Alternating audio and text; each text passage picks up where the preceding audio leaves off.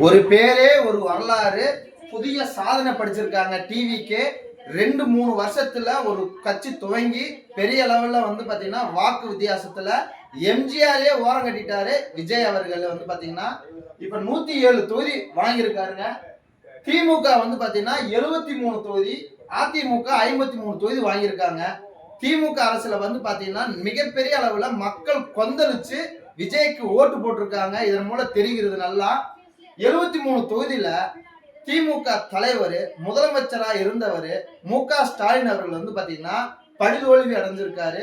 குளத்தூர் தொகுதியில நீங்க பாருங்க, இந்த அளவுக்கு வந்து மிகப்பெரிய ஒரு மாற்றம் தந்திருக்காங்க மக்கள். இதன் மூலம் என்ன சொல்லிக்கிறேன்னா, தமிழக அரசு ஸ்டேட் கவர்மெண்டோட சென்ட்ரல் கவர்மெண்ட் ரெண்டுமே சேர்ந்து இணைஞ்சு ஒரு ஒரு நல்லாட்சி தரணும்னு சொல்லிட்டு இதன் மூலம் கேட்டுக்கிறேன். ஏன்னா உங்களை நம்பி தாய்மார்கள் வந்து வாக்களிச்சிருக்காங்க, உங்களை நம்பி தான் வாக்களிச்சிருக்காங்க.